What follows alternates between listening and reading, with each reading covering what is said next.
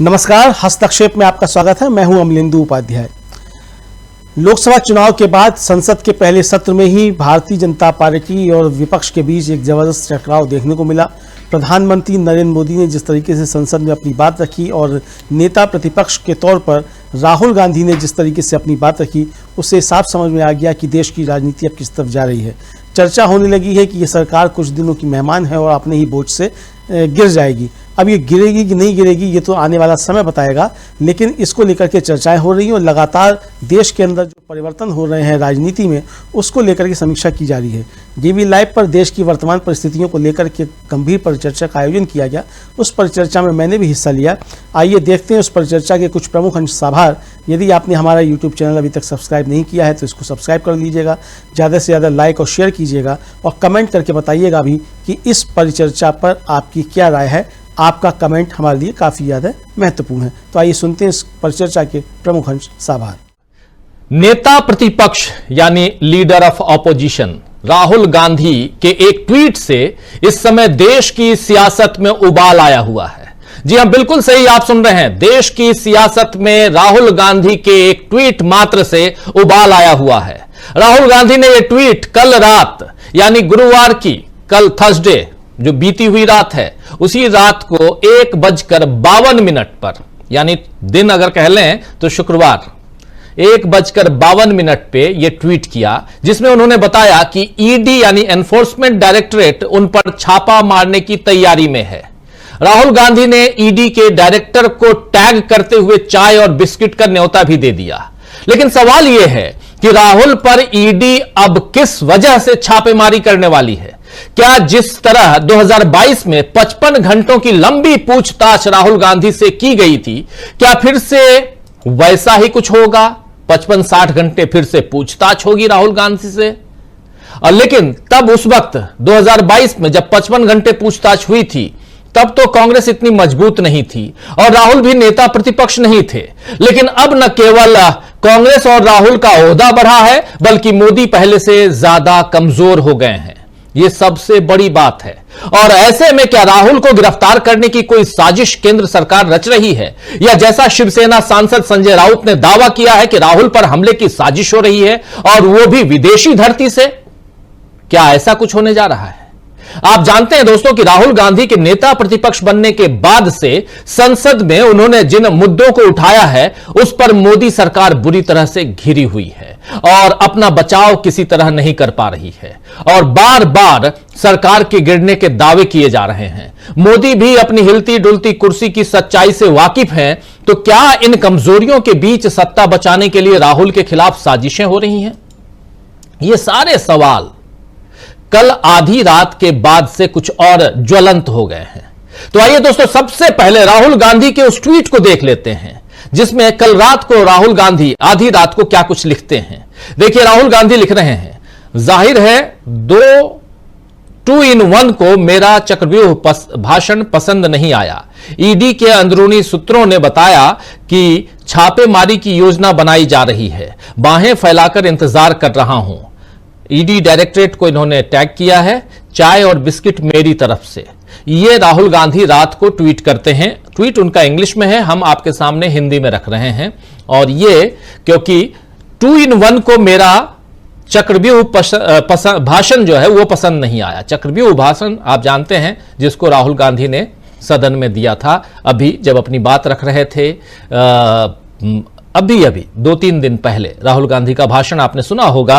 संसद में उन्होंने बजट पर भाषण दिया था। उसी भाषण को लेकर यहां A1 A2 की बात भी उन्होंने की थी और उन्होंने उसमें चक्रव्यूह की बात की थी, जिसमें 6 लोगों का जिक्र किया था। उस चक्रव्यूह को, उस तस्वीर को भी उन्होंने दिखाया था।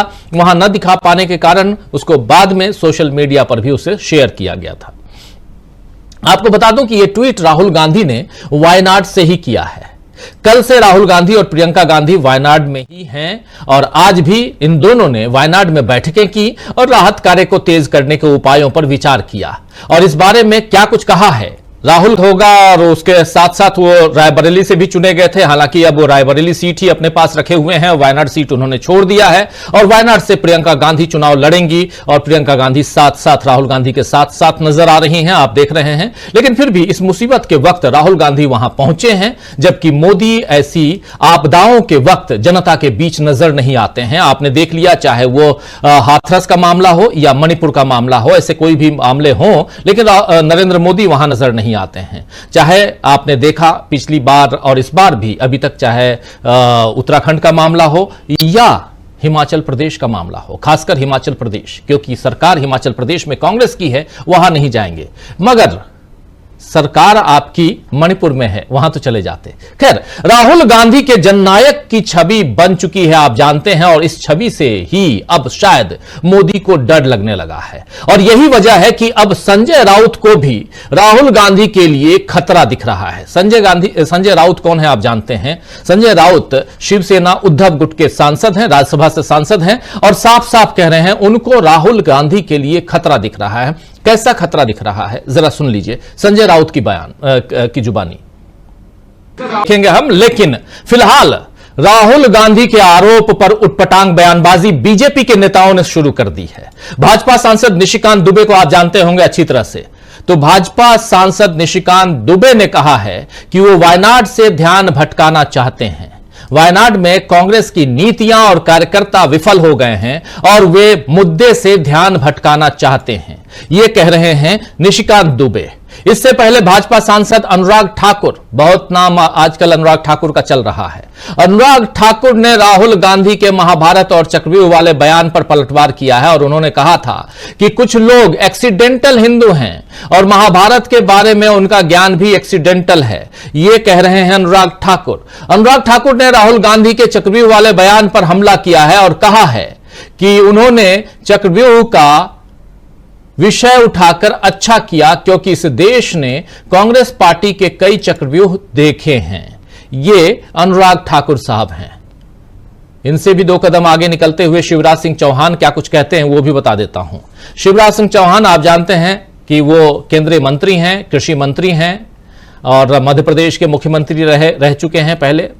शिवराज सिंह चौहान ने भी राज्यसभा में कहा है कि राहुल को महाभारत में भी अधर्म ही दिखा और शकुनी, चौसर, चक्रव्यूह ही नजर आए। इन सभी का संबंध अधर्म से है। कांग्रेस को यही सब क्यों याद आता है? ये लिख रहे हैं, ये बोल रहे हैं राज्यसभा में शिवराज सिंह चौहान, आज कह रहे थे। तो बीजेपी सांसदों के इन बयानों से साफ समझ में आता है दोस्तों कि राहुल गांधी पर हमले के लिए उन्हें न ढंग की उपमाएं सूझती हैं और न कोई तार्किक बात वे रख पाते हैं। तो क्या अपनी कमजोरी को दबाने के लिए अब राहुल पर किसी नए हमले की तैयारी में है बीजेपी? क्या जो संजय राउत कह रहे हैं कि विदेशी धरती से राहुल पर और विपक्षी नेताओं पर हमले की तैयारी हो रही है, गुंडे मवालियों के तहत यह सब काम होगा, ये सब जो बातें यहां हो रही हैं। और इन सब के बीच राहुल गांधी का जो ट्वीट है वो कितना मायने रखता है? क्या सचमुच राहुल गांधी को जेल भेजने की तैयारी है? क्या राहुल गांधी को गिरफ्तार करने की तैयारी चल रही है? क्या राहुल को एलओपी यानी लीडर ऑफ अपोजिशन से हटाने की तैयारी चल रही है? क्या कुछ हो रहा है? आइए इन सब से पर्दा हटाने की कोशिश करते हैं। हमारे साथ कुछ वरिष्ठ साथी जुड़े हुए हैं, उन सबसे आपका पहले परिचय करवाता हूं और आगे बढ़ते हैं। देखिए, इस वक्त हमारे साथ 4 वरिष्ठ साथी जुड़े हुए हैं। सुनील शुक्ला जी हैं, समीरात्मज मिश्र जी हैं, प्रशांत टंडन जी हैं और अमलिंदु उपाध्याय जी हैं। आप चारों का स्वागत है, इस्तकबाल है। स्वागत इस्तकबाल आप तमाम दोस्त साथी शुभचिंतक आप सबका जो अब तक जुड़ चुके हैं, जो जुड़ने वाले हैं इस कार्यक्रम में। सीधे प्रशांत टंडन जी आपके पास आना चाहता हूं। प्रशांत जी, राहुल गांधी का ट्वीट रात को 1:52 पे वायनाड में राहुल गांधी हैं और ट्वीट करते हैं दिल्ली में क्या कुछ होने जा रहा है, उस पर क्या मायने हैं इसके, क्या समझा जाए, इसके क्या मायने और क्यों राहुल गांधी को यह ट्वीट करना पड़ा? जी देखिए, ट्वीट की भाषा और ट्वीट की अर्जेंसी, मध्य रात्रि में किया गया ट्वीट है वो।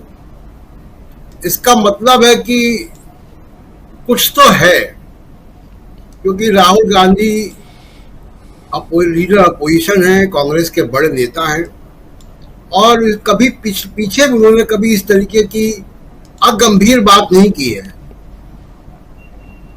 राहुल गांधी अनुराग ठाकुर नहीं है कि जो कल को कोई गोली मारो के नारे लगाए, परसों कुछ और कहे। राहुल गांधी गंभीर नेता है और उन्होंने कभी इस तरीके की बात नहीं की, तो इसलिए उनकी बात में को गंभीरता से लेना पड़ेगा देश को और कांग्रेस पार्टी को, उनके इंडिया गठबंधन के सहयोगी दलों को, जो कि लग रहा है कि लिया है। संसद में भी आज उन्होंने काम रोको प्रस्ताव की कोशिश की। तो मसला क्या है राजीव जी कि ये राजनीतिक गलियारों में लगातार ये बात है कि मोदी सरकार 5 साल नहीं चलेगी। मेरी अभी डी राजा जी से बात हुई, जो महासचिव है कम्युनिस्ट पार्टी के, उनका इंटरव्यू लिया, उन्होंने भी ये बात की। उन सब की आपस में, राहुल गांधी की, डी राजा की, येचुरी की, शिवसेना की, अखिलेश यादव की आपस में बातचीत होती रहती है, डायलॉग बहुत ओपन है। तो वहां ये बात हो रही है कि सरकार ये चलेगी नहीं।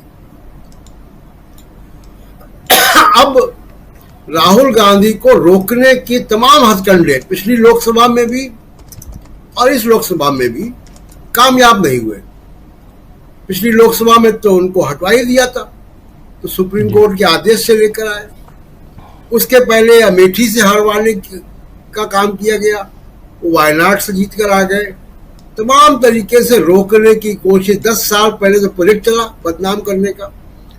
उसके बाद जब उससे निकल कर आ गए, भारत जोड़ो यात्रा हो गई, अब उनको लग रहा है कि सारे जो अटेम्प्ट है एग्जॉस्ट हो गए। अब इस वक्त राहुल गांधी केवल कांग्रेस के नहीं, पूरे विपक्ष के नेता प्रतिपक्ष हैं, संवैधानिक पोजीशन पे हैं जी। और लोकतांत्रिक व्यवस्था में प्रधानमंत्री के बाद सबसे मुख्य व्यक्ति जो है वो नेता प्रतिपक्ष होता है, चाहे वो किसी भी प्रोटोकॉल का मामला हो, चाहे संसद के अंदर के मामले हो। The most important voice after Prime Minister is leader opposition from India, अंतर्राष्ट्रीय स्तर पे भी।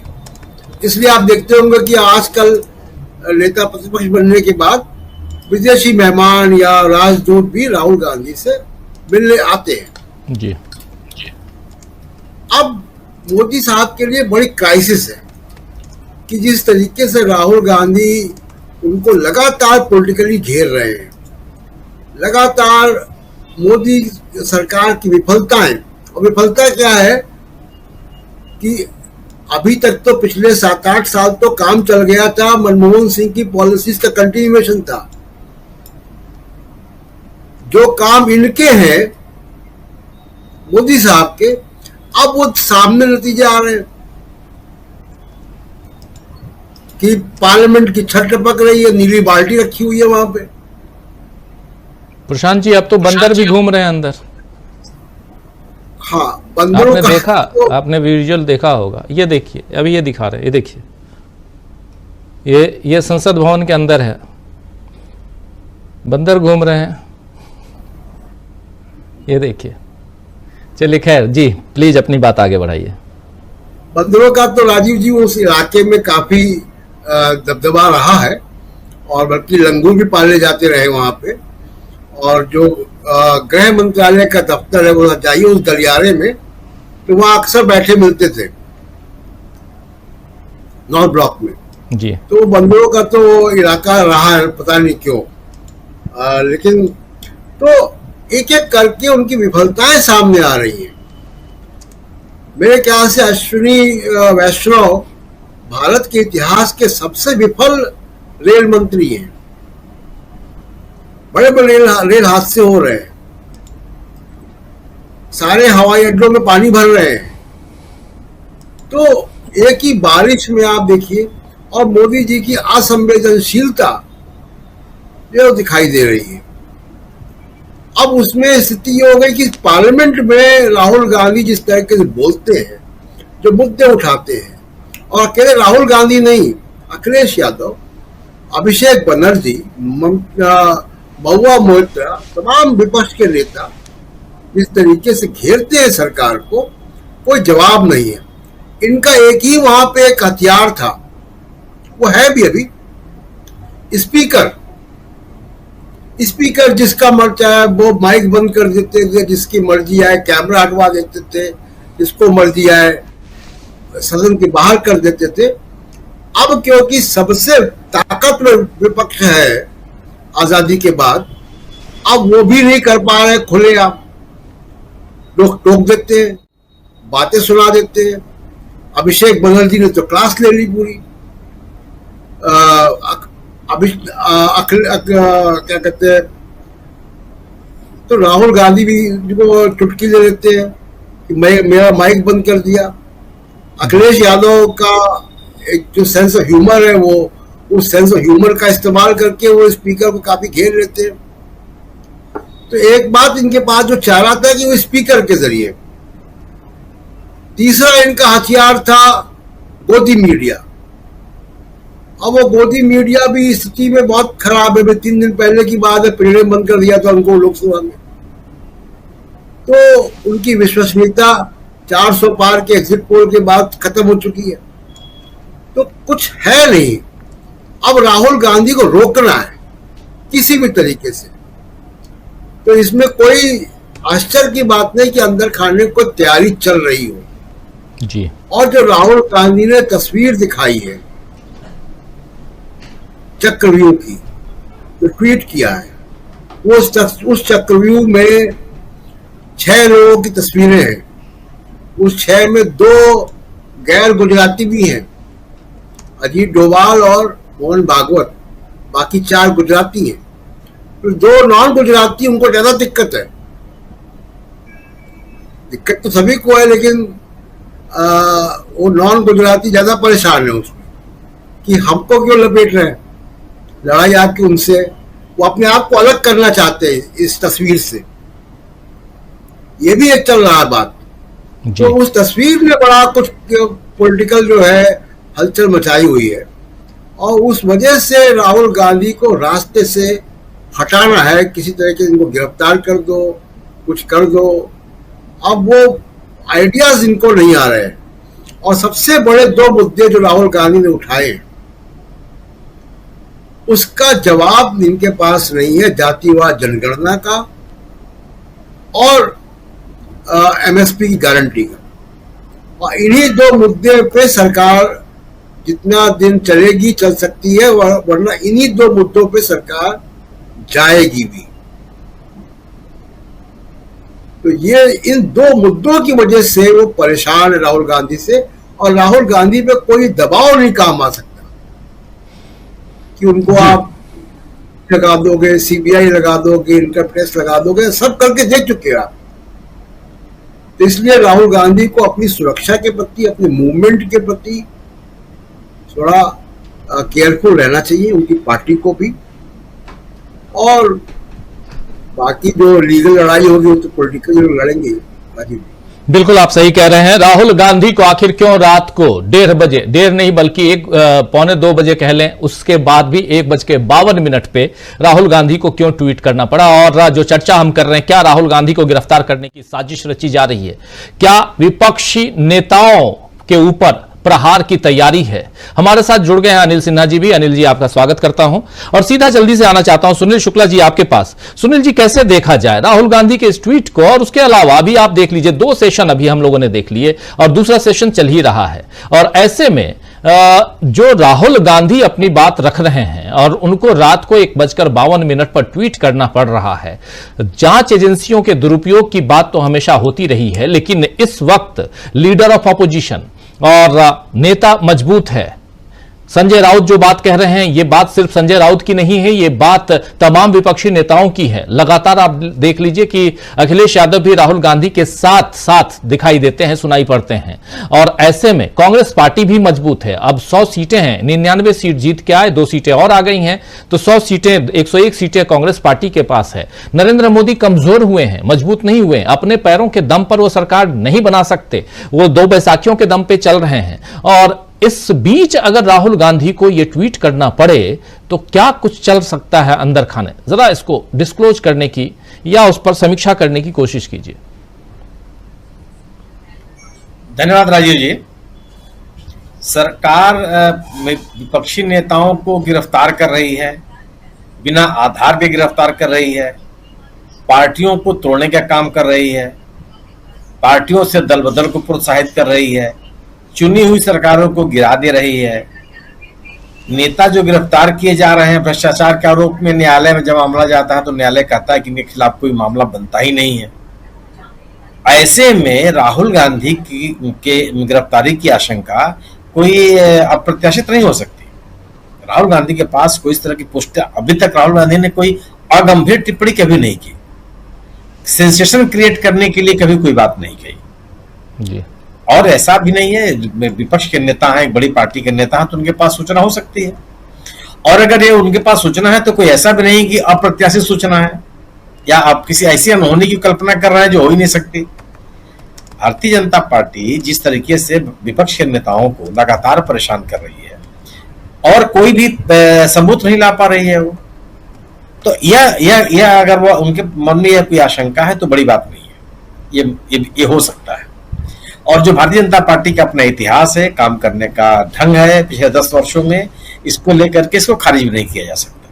लेकिन अगर भारतीय जनता पार्टी राहुल गांधी को गिरफ्तार करती है या यह सरकार गिरफ्तार करती है तो यह उसके लिए बहुत ही आत्मघाती होगा। अगर यह सरकार सत्ता में 10 साल रहने के बाद कांग्रेस पार्टी या कांग्रेस पार्टी के इस नेता के प्रति अभी तक कोई भ्रष्टाचार का मामला नहीं ले आ पाई, सार्वजनिक नहीं कर पाई, उसको पुष्ट नहीं कर पाई, तो अब इस पराजय के बाद 2024 की पराजय के बाद राहुल गांधी की बढ़ती हुई लोकप्रियता के बीच में अगर गिरफ्तारी की जाती है तो यह राजनीतिक रूप से बहुत बड़ी भूल होगी भारतीय जनता पार्टी की। राहुल गांधी कभी भी अगंभीर नेता नहीं थे, कभी भी नहीं। मेरे व्यक्तित्व रूप से मैं कभी उनको अगंभीर नेता नहीं मानता, लेकिन जिस तरीके का प्रचार उनके खिलाफ चलाया गया, जिस तरीके के हमले उनके ऊपर किए गए, जिस तरीके से उनके व्यक्तित्व को खंडित करने और अविश्वसनीय बनाने की कोशिश की गई, यह अभियान क्यों था? यह अनायास तो था नहीं। अगर कोई पार्टी या सत्तारूढ़ दल किसी खास नेता को इंगित करके अगर कोई इतना सुनियोजित प्रचार अभियान चलाती है कि वह व्यक्ति विश्वसनीय न बनने पावे, लोगों के बीच में उसकी विश्वसनीयता न कायम होने पावे, तो ये यूं ही तो नहीं होता, अनायास तो नहीं होगा। ये आप सबकी आलोचना करते रहते हैं, करते रहिए, लेकिन एक नेता को टारगेट किया गया, यह विवेचना का विषय है। और केवल इसका कारण जो मैं समझता हूं यह है कि बीजेपी को यह पता है कि कांग्रेस और राहुल गांधी में वह क्षमता है जो कभी भी लोगों के बीच में लोकप्रिय हो सकते हैं, और वो खुल करके सामने आ गया और उनका पूरा का पूरा अभियान समाप्त हो गया। विपक्ष की एकता को न होने देना और राहुल गांधी की लोकप्रियता को रोके रखना, उनके विश्वसनीयता को बनाए रखना, यह भारतीय जनता पार्टी के रणनीति का हिस्सा था, क्योंकि उसको यह पता था कि राहुल गांधी की लोकप्रियता उसके लिए काफी राजनीतिक रूप से चुनौती हो जाएगी और विपक्षी एकता का माहौल एक ऐसा होगा जिसका कोई जवाब, जिसका कोई कार्ड बीजेपी के पास नहीं होगी। और ये दोनों चीजें भारतीय जनता पार्टी के तमाम प्रयासों के बावजूद यह संभव हो गई। विपक्ष एकताबद्ध हो गया और राहुल गांधी की लोकप्रियता बढ़ती चली गई, और यह लोकप्रियता लगातार बढ़ रही है। 2024 के चुनाव के पहले और उसके बाद में लगातार बढ़ती जा रही है, हर राज्य में बढ़ रही है। जिस सोशल मीडिया पर भारतीय जनता पार्टी के लोग नरेंद्र मोदी जी की लोकप्रियता की तमाम बातें करते थे, वहां हो रही है। जहां बताते हैं कि यहाँ इतने लाख, इतने करोड़ सब्सक्राइबर हैं, वहां भी राहुल गांधी लोकप्रिय हैं। तो ये चुनौती तो हो गई है, और ये चुनौती ऐसी नहीं, जब राजनीति में अब कोई व्यक्ति लोकप्रिय होता चला जाता है तो बहुत बड़ी चुनौती है, क्योंकि जनता ही आपके तकदीर बनाती है और बिगाड़ सकती है। राहुल गांधी की वायनाड की यात्रा सामान्य यात्रा है। आप मुझे बता दीजिए किस तरह की चुनौतीपूर्ण स्थितियों में सत्तारूढ़ दल के किसी नेता की किसी इलाके में किसी भी समय कोई दौरा हुआ हो? आप पीड़ित लोगों से मिलने का, उनके साथ संवेदनाएं बांटने की कोई कोशिश किए हो? खतरनाक इलाकों में जाकर के आप लोगों के साथ बैठने का साहस किए हो? राहुल गांधी का ये फोटो खिंचवाने का मौका तो नहीं है, और एक आध घंटे के लिए तो गए नहीं है। हम और आप जब चर्चा कर रहे हैं उस समय भी वायनाड में ही है। पूरा का पूरा इलाका खतरनाक है, और सब लोग उस तरह के चेतावनी दे रहे हैं और लोगों को सलाह दे रहे हैं कि उतर ना जाए। यह अब उस इलाके की खतरनाक होने की गंभीरता का अंदाजा इससे लगा लिए कि राहुल गांधी ने खुद कहा कि कई ऐसे लोग हैं जो पुनर्वास के लिए भी उस इलाके में नहीं जाना चाहते। ये राहुल गांधी का कहना है, वहां के लोगों का कहना है। और राहुल गांधी ने एक नेता के रूप में, एक लोकप्रिय नेता के रूप में और जननायक के रूप में अपने आप को और अपनी पार्टी को उस पूरी दुर्घटना के साथ, एक दुखद घटना के साथ जोड़ने की कोशिश की। ये सरकार का काम है, ये सरकार को आगे बढ़ के कहना चाहिए कि जो लोग विस्थापित हुए हैं उनके लिए क्या किया जाएगा। और राहुल गांधी ने पार्टी का नाम नहीं लिया, ये संवेदनाएं हैं। उन्होंने कहा कि कांग्रेस परिवार 100 से ज्यादा घर बनाएगा। वो खुद कह सकते थे कि कांग्रेस पार्टी बनाएगी, वो ये कह सकते थे कि कांग्रेस के सांसद बनाएंगे, वो ये कह सकते थे कि विपक्ष के नेता के रूप में धनार्जन करेंगे और क्राउड फंडिंग करेंगे। उन्होंने कहा कांग्रेस का परिवार इसको बनाएगा। ये लोगों के साथ जुड़ने की कोशिश है। यह जो कोशिशें हैं और लगातार जारी हैं, यह भारतीय जनता पार्टी की इसके लिए चुनौती है। राहुल गांधी मणिपुर गए, मणिपुर जाकर के दोनों पक्षों से मिले, एक ही बात की, राजनीति की कोई बात नहीं की कि शांति बहाली बहुत जरूरी है, इस इलाके में दोनों पक्ष मिलकर रह सकते हैं। दोनों पक्षों से संवाद कायम करने की कोशिश की और उसका राजनीतिक परिणाम भी आपके सामने आया। राहुल गांधी की अपील को लोगों ने स्वीकार किया, राहुल गांधी को लोगों ने अपने बीच में एक विश्वसनीय नेता के रूप में माना और इसका राजनीतिक परिणाम आया कि मणिपुर की दोनों लोकसभा सीटें बीजेपी को हरा करके कांग्रेस ने जीत लिया। जी। तो राहुल गांधी की बातों का प्रभाव पड़ा, ये भी आपके सामने है। लोग उनके साथ साथ खड़े हैं, ये भी आपके सामने है। राहुल गांधी जहां कहीं भी जा रहे हैं, जहां कहीं भी, चाहे कि इंडिविजुअल से मिल रहे हो चाहे समूह से मिल रहे हो, उसका इंपैक्ट दिख रहा है। ये तो चुनौती बनती चली जाएगी आपके लिए। और भारतीय जनता पार्टी जो तरीका अपनाती रही है अपनी पार्टियों को कमजोर करने की, वो तरीके भी विफल हो गए हैं। पार्टियों को तोड़ करके भारतीय जनता पार्टी ने कई राज्यों में अपना विस्तार करने का प्रयास किया, कहीं कोई लाभ नहीं मिला। महाराष्ट्र में 2 पार्टियां आपने तोड़ी, आज क्या स्थिति हुई, संख्या 29 से घट करके 9 हो गई। पश्चिम बंगाल में आपने बड़े पैमाने पर बदल कराए, क्या आपकी स्थिति हो गई, कहां रह गए आप लोकसभा के चुनाव में। जिन इलाकों में विधानसभा के चुनाव जीते थे बीजेपी ने, उन इलाकों में बिहार का सामना करना पड़ा। उत्तर प्रदेश को आप देख लीजिए, आरएलडी को तोड़ करके इंडिया गठबंधन से बाहर किया गया, ओम प्रकाश राजभर को तोड़ करके समाजवादी पार्टी से अलग किया। परिणाम क्या मिला, दूसरे नंबर की पार्टी बन के रह गए आप। और अपने गढ़ में जहां ढेर सारी आपको उम्मीद रही होंगी, आप वहां हार गए। जिस कांग्रेस के लिए कोई उम्मीद। बने रहिए, परिचर्चा अभी जारी है। वीडियो को लाइक और शेयर कर दीजिए और चैनल को सब्सक्राइब कर लीजिए। आइए आगे सुनते हैं इस परिचर्चा। नहीं कर रहा था, कोई संगठन नहीं था, कोई जन समर्थन नहीं था, वह जबरदस्त जन समर्थन के साथ लोगों के सामने आ गई। यह जो राजनीतिक समर्थन बढ़ता चला जा रहा है राहुल गांधी के कारण इंडिया दल समूह का, और राहुल गांधी जो इंडिया दल समूह की विश्वसनीयता के आधार बनते जा रहे हैं, यह भारतीय जनता पार्टी के लिए चुनौती है। इस चुनौती का कोई विकल्प उनके पास नहीं। जो जिस मोदी मैजिक की बात हो रही थी, वो मैजिक पूरी तरह से खत्म हो गया। जिस ध्रुवीकरण की बात हो रही थी, उस पर लोग ध्यान नहीं दे रहे हैं, सुनने के लिए तैयार नहीं है। विधानसभा के भीतर खड़े होकर के मुख्यमंत्री अपराधियों में 2 नाम लेते हैं, एक मुसलमान और एक यादव। क्या हासिल कर लेंगे इससे आप? क्या एक संवैधानिक पद पर बैठ करके किसी मुख्यमंत्री से यह उम्मीद की जाती है? लेकिन वो ध्रुवीकरण की राजनीति से अलग आगे निकलने के लिए, आउट ऑफ बॉक्स निकलने के लिए भारतीय जनता पार्टी में वो ताकत रह नहीं गई। और इन सभी चीजों के खिलाफ राहुल गांधी ने पूरे देशव्यापी एक माहौल बना दिया। आज भारतीय जनता पार्टी के सामने एक नेता अगर राष्ट्रीय पैमाने पर चुनौती है, तो राहुल गांधी, आप उनको डरा पा नहीं रहे हैं, लालच दे नहीं पा रहे हैं, संगठन को तोड़ने की जो आपकी कोशिशें हैं वो भी निराधार हो रही हैं, उसका कोई असर नहीं पड़ रहा है। और राहुल गांधी प्रतिदिन, एक दिन नहीं प्रतिदिन लोगों के बीच में उनकी उपस्थिति, उनकी लोकप्रियता और उनका संवाद लगातार बना हुआ है। करेंगे क्या आप? जी, आप अगर कोर्स करेक्शन की स्थिति में आप है नहीं, कुछ भी आपके पास नहीं बचा हुआ है। आप गवर्नेंस के माध्यम से इस तरीके को जोड़ सकते थे। आप भ्रष्टाचार का आरोप लगाएंगे राहुल गांधी के ऊपर और छत टपकती हुई मिलेगी संसद भवन की, लोग किसका भ्रष्टाचार स्वीकार करेंगे? आप राहुल गांधी पे भ्रष्टाचार का आरोप लगाएंगे और आधे घंटे की बारिश से पूरी दिल्ली डूब जाएगी, किसका भ्रष्टाचार सामने आएगा? आप आरोप लगाएंगे भ्रष्टाचार की और मध्य गुजरात में पुल गिर पड़ेंगे, भ्रष्टाचारी साबित होंगे राहुल गांधी? संभव है ये? अगर भ्रष्टाचार के आरोप थे तो 10 साल में भ्रष्टाचार सामने आ जाना चाहिए था जी। अब यह गिराने से काम नहीं चलने वाला है कि जीप खरीद के भ्रष्टाचार हुआ था जवाहरलाल नेहरू के जमाने में और वर्कफोर्स का भ्रष्टाचार हुआ था राजीव गांधी के जमाने में। आप अपने बारे में बताइए कि आपने क्या किया है। जो आश्वासन, जो वायदे, जो सपने, जो महत्वाकांक्षाएं दिखा करके लोगों के आप जब जन समर्थन हासिल किए, उसका क्या हुआ। और अगर आप उसका जवाब देने की स्थिति में नहीं है तो राहुल गांधी की चुनौती का सामना करने की भी स्थिति में आप नहीं, संभव नहीं है। भले यह आशंका मेरा मानना है कि भारतीय जनता पार्टी की गतिविधियों या सरकार के पुराने अनुभवों को देख करके अगर यह उनकी आशंका है तो यह निर्मूल नहीं कही जा सकती। लेकिन यह भी है कि अगर उनकी गिरफ्तारी की गई तो मुझे लगता है कि भारतीय जनता पार्टी के लिए बहुत ही आत्मघाती राजनीतिक निर्णय होगा। जी बिल्कुल।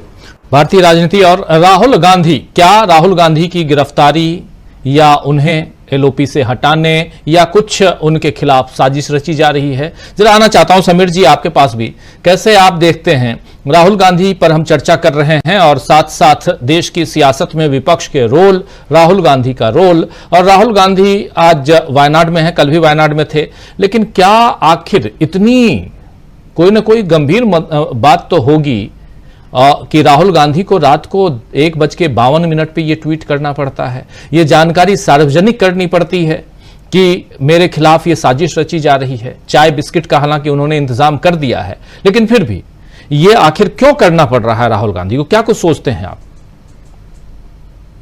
राजीव जी, मुझको तो इस मामले में जो राहुल गांधी के ट्वीट का दूसरा पार्ट है, क्योंकि ये अपने आप में गंभीर मसला है कि वायनाड गए हुए थे, सारा दिन वहां पर थे और उसके बाद अगर वो मध्य रात्रि में 2 बजे के आसपास अगर वो ट्वीट कर रहे हैं तो कितनी गंभीर बात है। लेकिन इससे भी ज्यादा मैं महत्वपूर्ण बात ये मान रहा हूं कि उन्होंने जो कहा है कि ईडी के सोर्सेस से उन्हें ये बात पता चली, ये अपने आप में ये वाला बिंदु कहीं ज्यादा महत्वपूर्ण है। वो इस लिहाज से भी महत्वपूर्ण है कि जिस ईडी, जिस सीबीआई, जिस इनकम टैक्स की बदौलत अभी तक विपक्षी नेताओं को अपने काबू में करने का प्रयास प्रधानमंत्री नरेंद्र मोदी और गृह मंत्री अमित शाह कर रहे थे, अब वो एजेंसियां खुद विपक्ष के नेता को ये सूचना दे रही हैं कि आपके खिलाफ क्या साजिश हो रही है।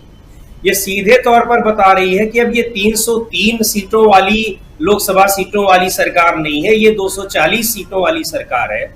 और इस 240 सीटों में भी ये इसमें और कितनी कमी हो सकती है इसकी कोई गारंटी अब नहीं रह गई। ये बहुत ही महत्वपूर्ण बात है। और चूंकि ये जानकारी जाहिर तौर पर कि दिन में नहीं मिली होगी, अगर दिन में मिली होती तो शायद राहुल गांधी का ट्वीट उसी समय आया होता।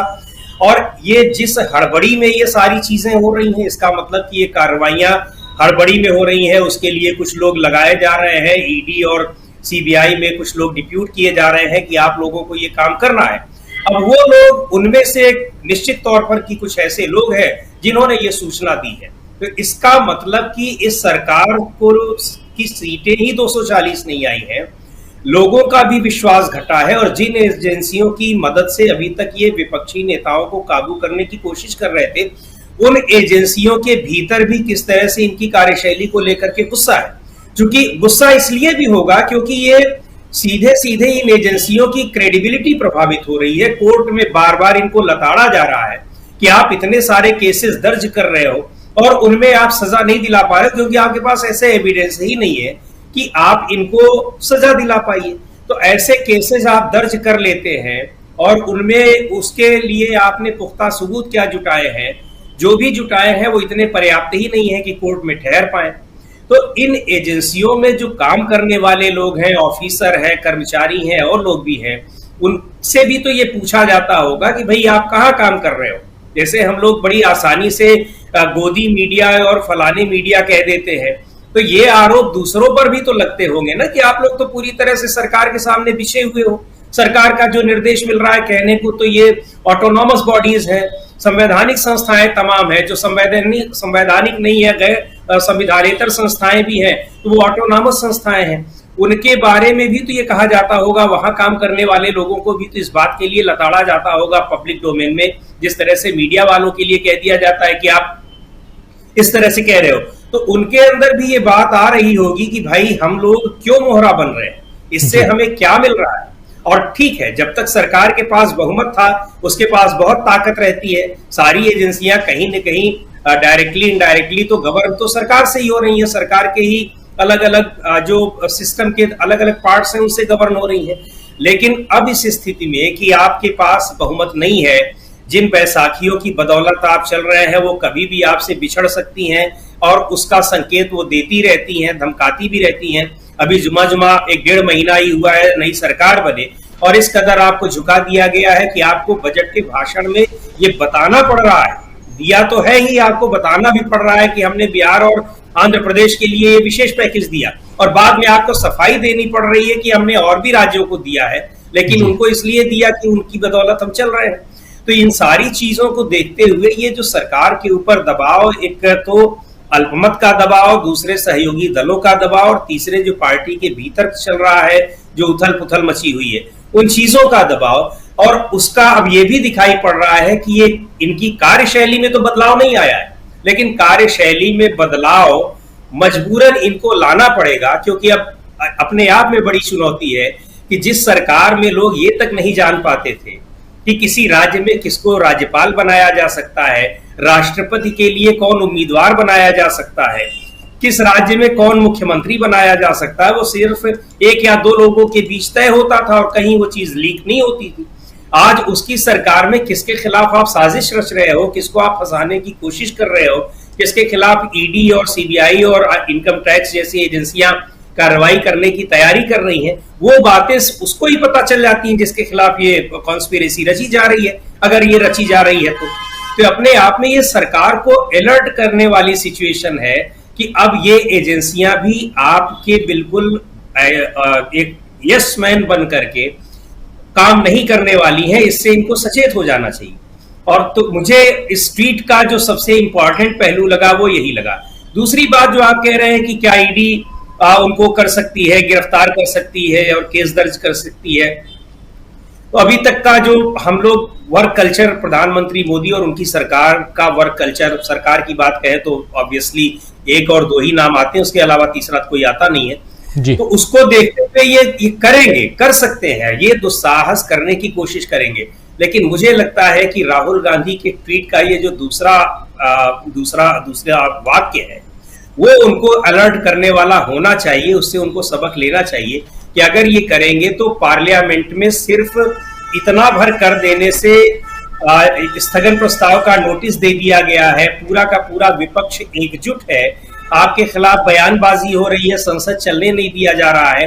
अगर इस तरह का कदम उठा लोगे, और वो भी जब उस व्यक्ति ने ट्वीट कर दिया है कि ऐसा हो सकता है और क्यों हो सकता है वो भी उन्होंने बता दिया है, तो इस स्थिति में मुझे लगता नहीं कि एक राजनीतिक जो कोई पार्टी है और इतना कह लीजिए कि इतना अनुभवी राजनीति में इतने सालों से राजनीति करने वाले लोग करेंगे, नहीं करेंगे। लेकिन जिस तरह से उनकी कार्यशैली है, 10 साल का यहाँ का कार्यकाल है और उसके पहले का गुजरात का मुख्यमंत्री, बतौर मुख्यमंत्री का उनका कार्यकाल है, बहुमत की सरकार चलाने का, वो जो उनकी आदत सी पड़ी हुई है उसके तहत वो करेंगे। और हम देख रहे हैं किस तरह की गलतियां वो कर रहे हैं और उसके जाल में अपने आप फंसते हुए चले जा रहे हैं।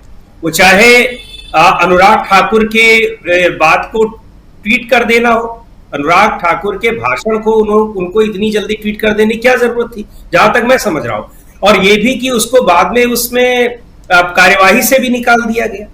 उस चीज को आप ट्वीट कर रहे हैं जिस पर उनको विशेषाधिकार हनन का भी नोटिस दिया जा चुका है, और नोटिस माना जाता है नहीं माना जाता है वो देखने वाली बात होगी।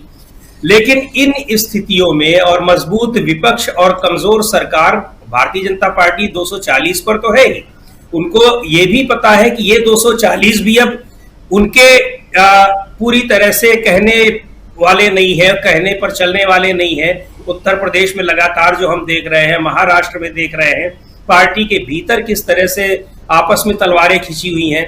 हर जगह से ये दबाव पड़ रहा है कि सीधे सीधे जो हार हुई है जिन राज्यों में, खास तौर पर चाहे वो पश्चिम बंगाल हो, उत्तर प्रदेश हो, महाराष्ट्र हो, वहां हार की जिम्मेदारी सीधे प्रधानमंत्री पर थोपी जा रही है। ऐसी स्थितियों में मुझे लगता है कि केस दर्ज करा करके गिरफ्तारी की ओर बढ़ने वाला कदम शायद नहीं उठाएंगे। लेकिन दुस्साहस भी बहुत बड़ी चीज होती है।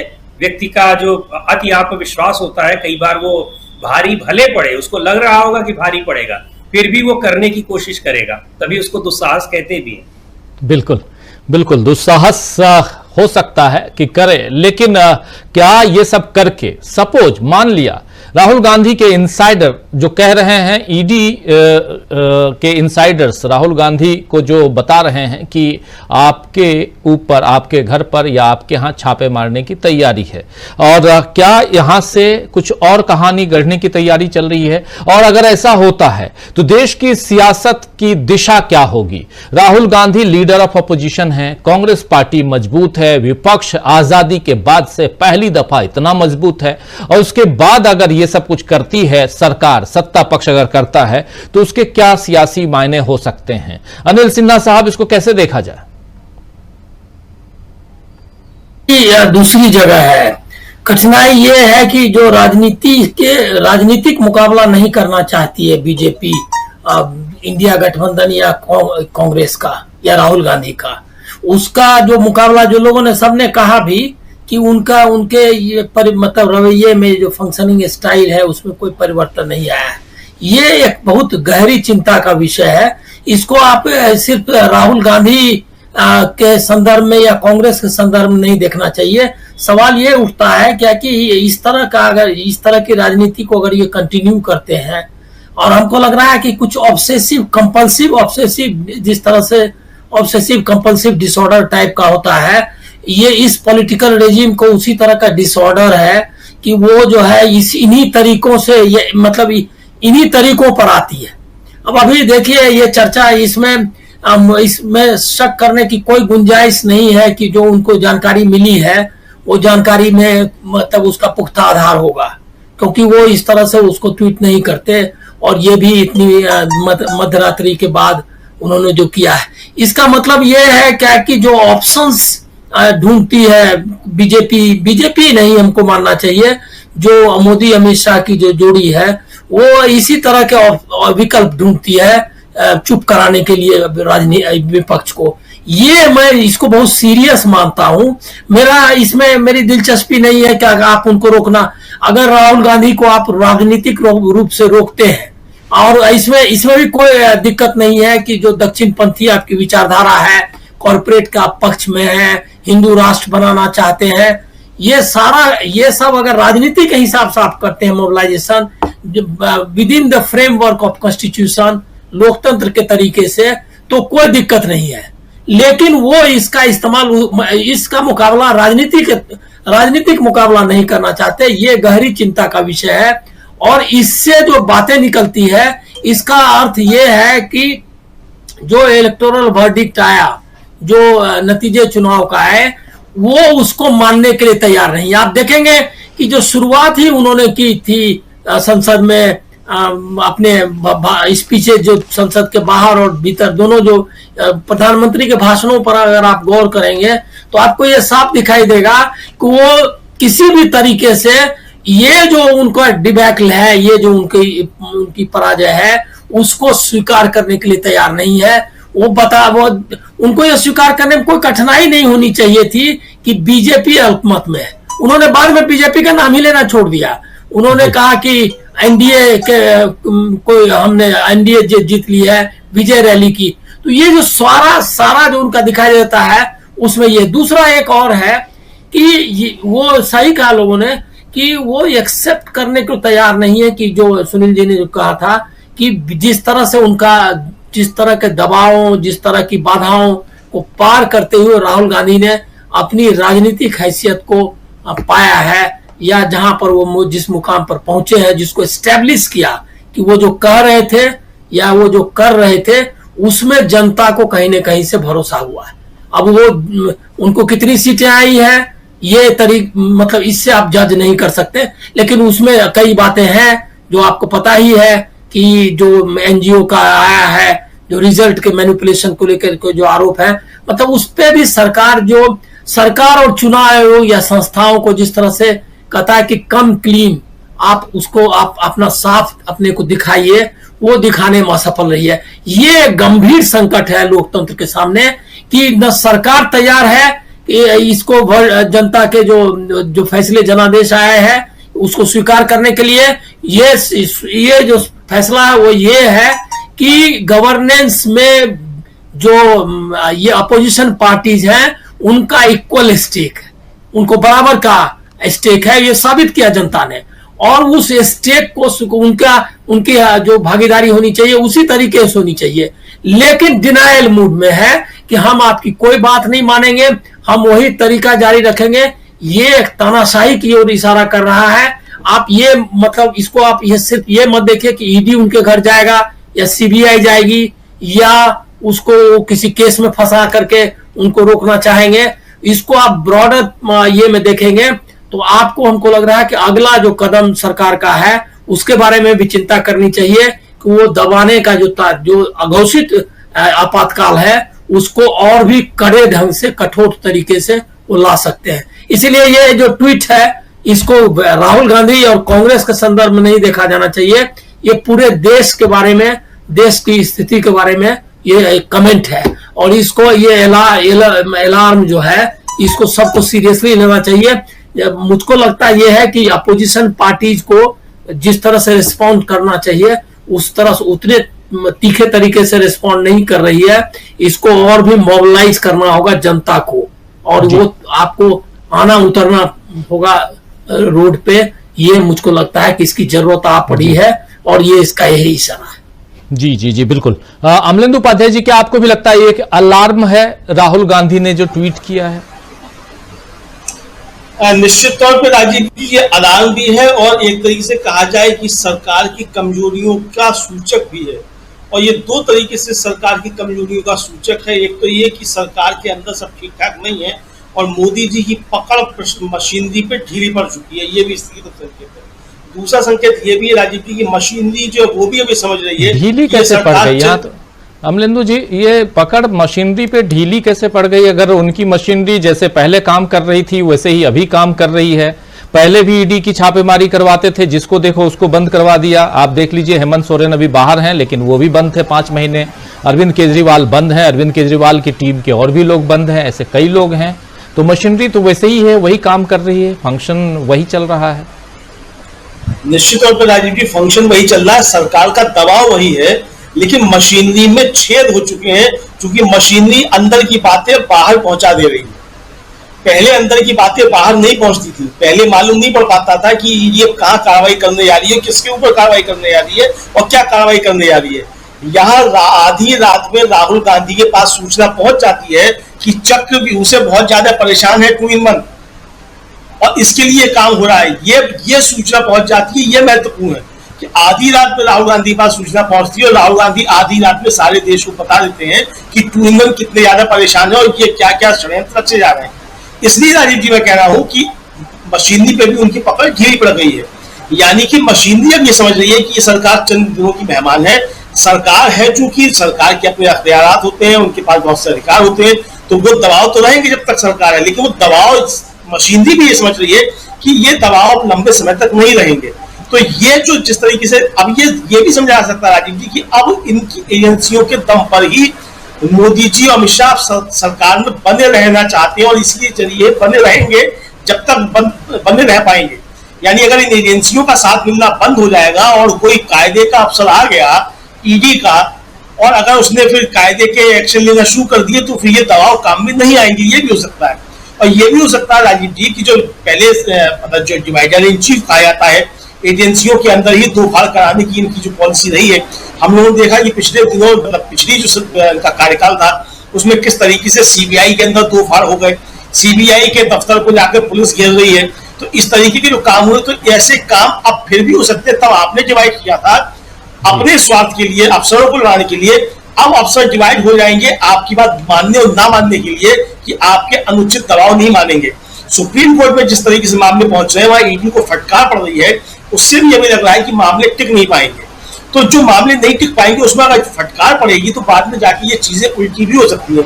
आपको याद होगा राजीव जी की राहुल गांधी ने वाराणसी का जो चुनाव था उससे पहले कहा था कि ये जो ईडी अभी तक जो ढूंढती फिर रही है, ये 4 जून के बाद नरेंद्र मोदी से ही पूछेगी कि ये कहां से हुआ, तो ये बताएंगे कि ये मैं तो अविनाशी हूं, मुझको तो ऊपर से आदेश हुआ था। तो यानी कि राहुल गांधी ये तय कर चुके हैं, ये मालूम है 2-in-1 को कि राहुल गांधी अगर पावर में आते हैं तो राहुल गांधी मोदी जी से पूछताछ करवाएंगे ईडी के जरिए। तो ईडी के अफसर इस बात को समझते हैं कि कल को राहुल गांधी भी आदेश दे सकते हैं कि जाकर के मोदी जी से पूछताछ करो। तो वहां भी तैयारियां राजीव जी, इसका मतलब मशीनरी के अंदर तैयारियां शुरू हो गई हैं कि ये सरकार पूरे समय नहीं चलेगी, इसलिए बचकर काम करना है। और अगर सरकार के दबाव में काम करना भी है तो पहले भी बता के चलो कि भाई हमारे ऊपर दबाव है और इस दबाव में हम काम करेंगे। अब देखना ये राजीव जी की हमको थोड़ा इंतजार करना पड़ेगा ये देखने के लिए कि ईडी में किन लोगों के ऊपर अब कार्रवाई होती है, किन अफसरों के ऊपर, उससे ये समझ में आएगा कि दबाव किस तरीके थे और किस तरीके से चीजें बाहर निकल रही हैं।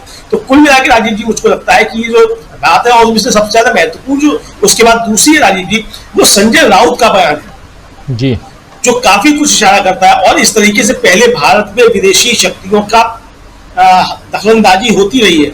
इंदिरा गांधी की हत्या हो और चाहे राजीव गांधी की हत्या हो राजीव जी, उसमें भी विदेशी शक्तियों के हाथ थे। और संजय राउत का ये कहना है कि विदेशी धरती पर साजिश रची जा रही है, बहुत कुछ इशारा करता है। हो सकता है राजीव जी की जो राहुल गांधी ने भी आज जो ट्वीट किया है उन्होंने खुल के बातें नहीं लिखी हैं, कुछ बातें उनको भी इस तरीके की मालूम पड़ी हो जो संजय राउत कह रहे हैं। तो ये गंभीर मसला है और इसमें निश्चित तौर पे विपक्ष के तमाम नेताओं को बहुत सतर्क रहने की आवश्यकता है। जी जी, अब इसको दूसरे हिसाब से देखते हैं जरा। प्रशांत टंडन जी जिस बारे में अभी बता रहे थे अमलेंदु उपाध्याय जी, उसी दिशा में जरा चलते हैं। क्या राहुल गांधी ने अपनी ताकत बता दी कि ये जो आप कर रहे हैं, क्या अब आपकी जो मशीनरी है उस मशीनरी में छेद है और वो मुझको इन्फॉर्म कर रहा है? वो मशीनरी के लोग जो हैं वो मुझ तक भी हैं, आ रहे हैं और मुझे बता रहे हैं। रात को 1 बज के लगभग 2 बजे रात को इस ट्वीट के एक मायने ये भी निकाले जाएं क्या कि राहुल गांधी ने अपनी ताकत बता दी है। गिरफ्तारी या परेशान करने की बात तो दूर, बात यह है कि आप अगर कुछ भी करने की कोशिश करेंगे तो उससे पहले मेरे पास मैसेज मौजूद होगा। जी, समीरात्मा जी ने इस तरफ इशारा किया था और अमलेंदु जी ने भी बात रखी।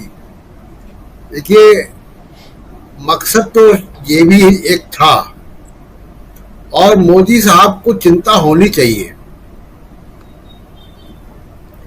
कि उनके निजाम में, उनके सिस्टम में छेद हो गया है।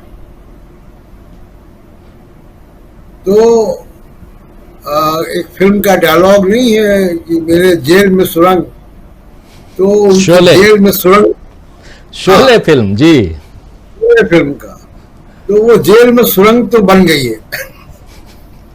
अब सूचनाएं इधर उधर जा रही आ रही।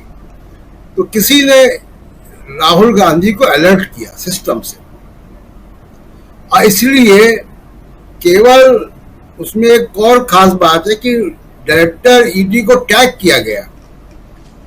तो यानी कोई अगर योजना होगी भी तो उसको न्यूट्रलाइज करने के लिए, विफल करने के लिए भी एक वो था, केवियट जिसको कहें, कि पहले से चेतावनी कि तुम जो सोच रहे हो वो हमारे पास तैयारी है। तो अब सत्ता में है, जो सरकार में है, वो अगर बेशर्मी में उतर जाए तो कुछ भी कर सकता है। और उसको हम लोगों ने इतिहास में देखा है कि ऐसी गलतियां, अभी सुनील शुक्ला जी बता ही रहे थे कि ऐसी कोई गलती अगर करेंगे तो 1980 में हमने देखा था इंदिरा गांधी को गिरफ्तार करके क्या किया था। इंदिरा गांधी को गिरफ्तार करके उन्होंने इंदिरा गांधी को वापस सत्ता में ले आए थे जनता पार्टी। तो ये, लेकिन डरे हुए हैं, ये बात तो तय बात है कि डरे हुए हैं काफी, और उनके पास अब कोई तरीका नहीं बचा है कि कैसे डील करें। राहुल गांधी से डील करने के बाद के आइडियाज नहीं आ रहे। दूसरी बात जो बहुत इंपॉर्टेंट बात सुनील जी ने भी कही कि जो हिंदू मुस्लिम पॉलिटिक्स है राजीव जी, वो कामयाब नहीं हो रही है जी। और वो कामयाब न होने के बाद बीजेपी के पास कोई रास्ता नहीं है कि वो क्या और करे। आप देखिए कि कितना डेस्परेशन है योगी आदित्यनाथ में कि वो वही लौटा है। अपनी कुर्सी बचाने के लिए भी उनको यही करना पड़ता है कांवड़ियों के मामले में। जी। लेकिन कांवड़िए अभी चल रहा है सावन, कांवड़िए रास्ते में है सब, लेकिन वहां तो कोई सांप्रदायिक उन्माद नहीं दिख रहा। कहीं ना कहीं हिंसा की खबरें आती हैं, लेकिन वो सांप्रदायिक उन्माद नहीं है। वो कोई मस्जिदों के सामने डांस नहीं कर रहे, तो वो अपना काम कर रहे हैं। उसमें कहीं ना कहीं व्यवधान है तो क्लैशेस है, उसमें कोई डिनाल भी नहीं है। लेकिन आप देखिए कि देश में सांप्रदायिक उन्माद कम हुआ है, और ये बीजेपी के लिए बुरी खबर है, क्योंकि ये सांप्रदायिक उन्माद में ही इनकी राजनीति चल सकती है। इसलिए कोई आइडियाज नहीं आ रहे हैं। दूसरी चीज, लगातार प्रधानमंत्री नरेंद्र मोदी की इमेज बहुत असंवेदनशील व्यक्ति की बनती जा रही है।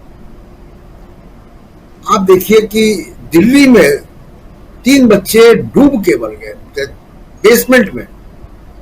जी। किसी ने देखा कि प्रधानमंत्री का ट्वीट आया कोई? आप लोग हम लोग मणिपुर की बात कर रहे हैं, केरल की बात कर रहे हैं। राजीव जी, 2014 से पहले ऐसे मामलों पे जहां पे लोग बड़ी रेल दुर्घटना में मौतें हो जाएं, प्रधानमंत्री दूरदर्शन पे आके राष्ट्र के नाम संदेश देते थे।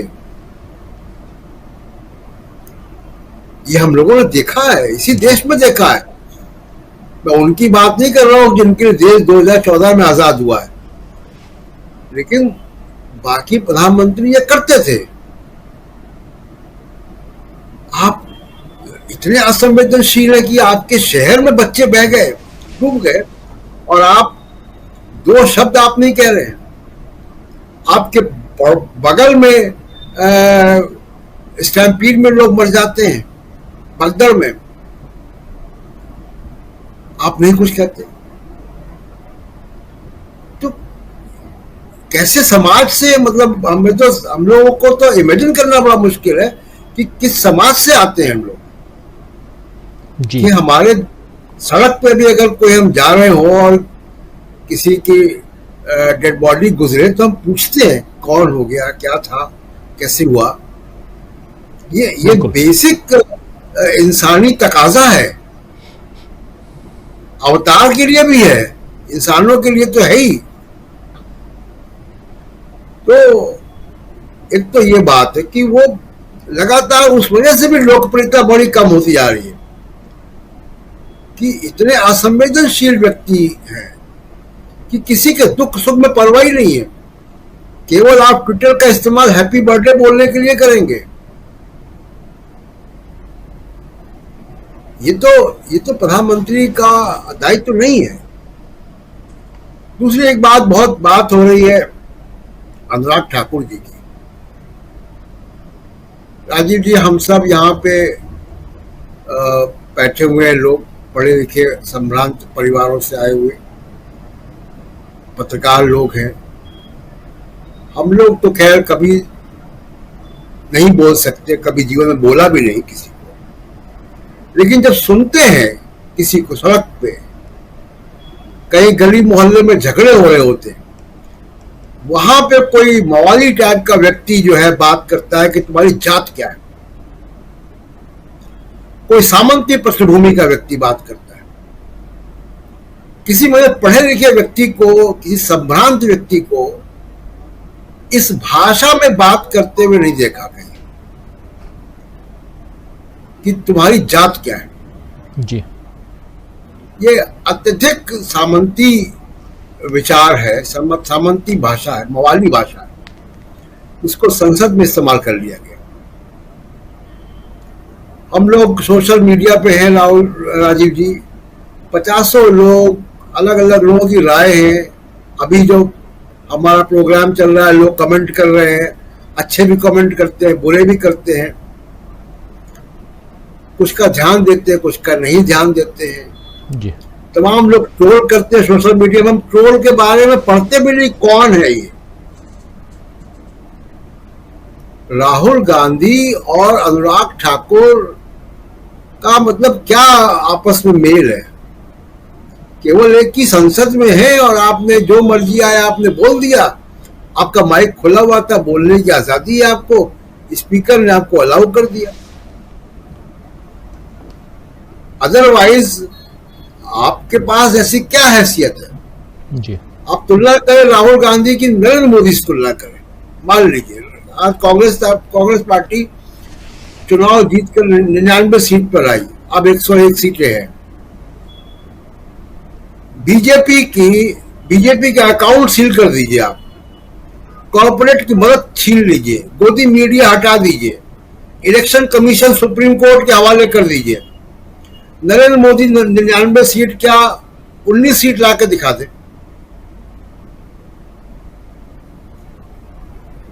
तो फर्क है इन दोनों में। तो अनुराग ठाकुर मतलब क्या उस पर बोला जाए। जी बिल्कुल।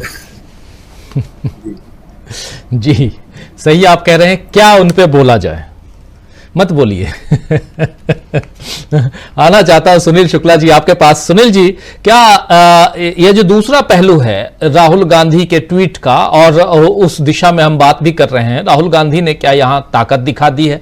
और ताकत दिखाई है तो इसका मतलब है कि अब यहां से आगे, भले जो कह रहे थे राहुल गांधी ने इस ट्वीट में कहा है कि जो 2 in 1 है उनमें से इन लोगों को चक्रव्यूह पसंद नहीं आया, लेकिन अपनी जानकारी जो उनकी है और जो उनको जानकारी दी गई है उस आधार पे ये घटनाक्रम वो बता रहे हैं कि ईडी की छापेमारी हो सकती है।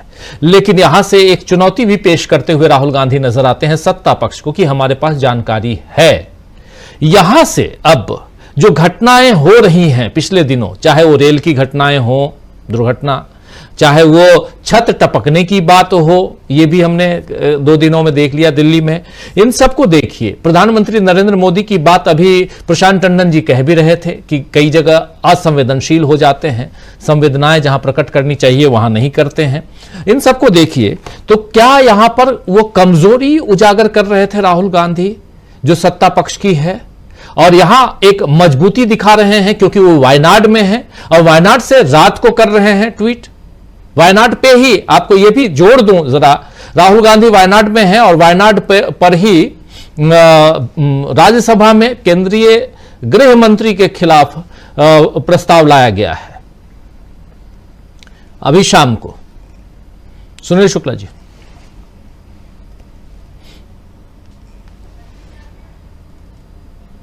अनम्यूट कर लीजिए प्लीज सुनील जी। राहुल गांधी अपनी लोकप्रियता की ताकत या अपने संपर्कों की ताकत ऐसा नहीं कि पहली बार बता रहे हैं, हम लोग पहली बार ध्यान दे रहे हैं। जब उनको ईडी ने पहली बार बुलाया था जांच के लिए, निकल के उन्होंने क्या कहा कि पूछने वाले अधिकारियों ने कहा राहुल जी हम लोग दबाव में हैं, हमें पता है कि आपके खिलाफ कुछ भी साक्ष्य नहीं है। यह बाकायदे सार्वजनिक बयान दिया था राहुल गांधी कि जो जांच करने वाले अधिकारी हैं उन्होंने कहा कि हम लोग दबाव में, हमारे ऊपर दबाव है आपसे पूछताछ करने का, हमें पता है कि आपके खिलाफ कोई साक्ष्य नहीं है। या उस समय बयान राहुल गांधी ने दिया था। बने रहिए, परिचर्चा अभी जारी है। वीडियो को लाइक और शेयर कर दीजिए और चैनल को सब्सक्राइब कर लीजिए। आइए आगे सुनते हैं इस परिचर्चा। राहुल गांधी ने ऐसा नहीं है ना कि पूरे समाज में केवल संघ के समर्थक लोग बैठे हुए हैं। ऐसे भी लोग होंगे जो एक आजाद भारत के नागरिक हैं, आजादी से इसके साथ सोचने का उनके पास मादा है और एक स्वतंत्र अधिकारी के रूप में काम करने की क्षमता है जी। तो ये पहले भी राहुल गांधी ने कहा, और राहुल गांधी के पास सूचनाओं की कमी कभी नहीं रही। किसी भी विषय को आप देख लीजिए जो उन्होंने लोकसभा में कहा हो, सड़क पे कहा हो, सरकार से जुड़े हुए मुद्दों पे कहा हो, परफेक्ट बातें कही हैं। सेंसेशन क्रिएट करने के लिए कभी कोई बात नहीं कही। या उनके राहुल गांधी के द्वारा कही गई बातें एक ट्रोल आदमी उड़ा देती थी, या जो एक माहौल उनके बारे में बना हुआ था लोग उसको गंभीरता से नहीं सुन रहे थे। लेकिन अगंभीर बातें कही हो राहुल गांधी ने, यह संभव नहीं है। यह भी सही है कि अब जब यह देर रात का यह ट्वीट है, यह निश्चित रूप से सरकार के लिए भी एक चेतावनी हो सकता है कि किस तरीके से सरकार का जो इकबाल है वो दरक रहा है। सरकार का इकबाल कब होता है? अगर खबरें ये आने लगेंगी कि ये जो चुनाव हुआ इसमें पड़े हुए मत से ज्यादा मत गिन लिए गए, अगर खबरें ये आएंगी जो अभी कि निर्वाचन आयोग सत्तारूढ़ दल के साथ खड़ा था, अगर खबरें आएंगी कि कई जगह जो परिणाम आए हैं वो जनादेश के खिलाफ हैं, इसके बावजूद भी सरकार बन गई, तो स्वाभाविक सी बात है ना कि सरकार तो जनादेश से ही चलती है। और क्या ये लोगों को महसूस नहीं हो रहा है कि इस सरकार की लोकप्रियता कैसे घटती चली जा रही है? ये सरकार कब गिर जाए कोई इसका ठिकाना नहीं, ये अपने बल पे नहीं है, क्योंकि जनता ने भी इसको जनादेश नहीं दिया सरकार बनाने के लिए। या ये पूरा का पूरा घटनाक्रम में बताता है कि सिस्टम के ऊपर भी, सिस्टम के भीतर भी राहुल गांधी और कांग्रेस की अच्छी खासी पकड़ है जी। ऐसे लोग हैं जो इस सरकार से आजी जा चुके हैं, या इस सरकार के समर्थन में नहीं है, या इस सरकार के गतिविधियों के पक्ष में नहीं है। आपको जब राहुल गांधी का वो बयान आया कि ईडी के लोग कह रहे हैं कि हमारे ऊपर दबाव है से पूछताछ करने के लिए, उसके बाद क्या ईडी ने बुलाया इनको? कोई भी शिकायत सामने आई? कोई भी साक्ष्य सामने आया राहुल गांधी के? एक भी नहीं साक्ष्य आया। और राहुल गांधी उन तमाम, या सोनिया गांधी के खिलाफ कोई बात आई? सोनिया गांधी भी तो कहीं पूछताछ में उपस्थित हुई, कितनी देर तक उनके साथ पूछताछ हुई? आप साक्ष्य के साथ कोई बात कीजिए। इन्वेस्टिगेटिंग एजेंसीज किस बात के लिए होती है कि आप अगर किसी के खिलाफ कोई आरोप है तो उसको उन साक्ष्यों को ले और न्यायालय के सामने जाए। घंटों घंटों आप बात, इस जमाने में ईडी के का जो दायित्व है, ईडी के का जो मैंडेट है, वो किस बात के लिए है? पैसे का लेन देन कोई आज छुप के कोई ले रहा है। और यही परिणाम है कि जितने मामले, जिन आरोपों में, भ्रष्टाचार के मामलों में जिनको आपने पकड़ा, अनिल देशमुख, न्यायालय ने कहा कि इनके खिलाफ कोई मामला नहीं बनता। हेमंत सोरेन, न्यायालय ने कहा कि इनके खिलाफ कोई मामला नहीं बनता। अरविंद केजरीवाल, ईडी के मामले में जब इनकी गिरफ्तारी करी आपने, न्यायालय ने कहा कि इनके खिलाफ कोई साक्ष्य आपके पास नहीं है। जेल से ना आने पाए, आपने सीबीआई से भी गिरफ्तारी करा दी। सवाल है ना कि आप जो भी आपने कार्रवाइयां की हैं उसमें कोई साक्ष्य थोड़े किसी के सामने आया। यह जो राहुल गांधी ने ये जो चुनौती दी है, यह बिल्कुल आप सही कर रहे हैं कि सिस्टम के भीतर, क्योंकि ये इस तरह की चुनौतियां बढ़ेंगी।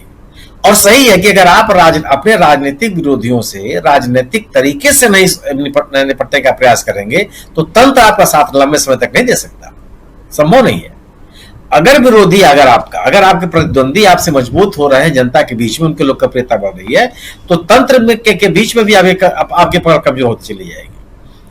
तंत्र कभी साथ नहीं देता इन मामलों में। और भारतीय जनता पार्टी का दुर्भाग्य यही है कि वह राहुल गांधी से राजनीतिक तौर पर निपटने में विफल है। आप जो लोकसभा में इन लोगों ने उनके ऊपर हमला किया जाति को लेकर के, क्या फायदा मिला बीजेपी को? उसका पूरा का पूरा फायदा, उसका पूरी की पूरी सहानुभूति राहुल गांधी के साथ थी। हाँ, भारतीय जनता पार्टी के समर्थकों को अच्छा लगा होगा, इससे कोई इनकार नहीं कर सकता। लेकिन पब्लिक एट लार्ज, बड़े पैमाने पर जो लोग हैं, जो किसी के साथ प्रतिबद्ध नहीं है, उनको तो वह कहने की बात बहुत अपील तो नहीं की। अश्विनी वैष्णव साहब, अरे आप अगर रेल दुर्घटना हुई तो उसकी जिम्मेदारी लीजिए, उन कारणों को बताइए, हताहत लोगों के लिए संवेदना बताइए, आगे दुर्घटनाएं क्यों नहीं होगी, कैसे उसको रोका जाएगा, उसके बारे में बताइए। आप बता रहे हैं कि 50 साल पहले दुर्घटना तो हमेशा होती रही, मैंने स्वीकार कर रहे हैं कि आगे भी होंगी। आप ये कहना चाहते हैं कि 1952 में दुर्घटना होती थी और आगे आने वाले वर्षों में दुर्घटनाएं होती रही, आप लोग बहुत हल्ला मत मचाइए। क्या बताना चाहते हैं? और मेज पीट कर क्या बता रहे हैं कि बताना क्या चाहते हैं? सबको पता है कि दुर्घटनाएं हुई हैं, यह भी सबको पता है कि दुर्घटनाएं हुई तो लोगों ने इस्तीफा दिया है, इस देश के मंत्रियों ने इस्तीफा दिया है। अगर आप अतीत से ही सीखना चाहते हैं या देश को बताना चाहते हैं तो अभी उदाहरण प्रस्तुत कर दीजिए कि अब मैं भी एक रेल मंत्री हूं, दुर्घटना हुई है, मैं इस्तीफा देता हूं, जिम्मेदारी अपने ऊपर देता हूं।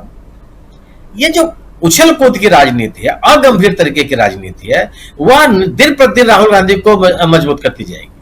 क्योंकि राहुल गांधी ने लोकसभा के बाहर सड़कों पर भी एक गंभीर और लोकप्रिय जननायक के रूप में अपने को स्थापित किया है।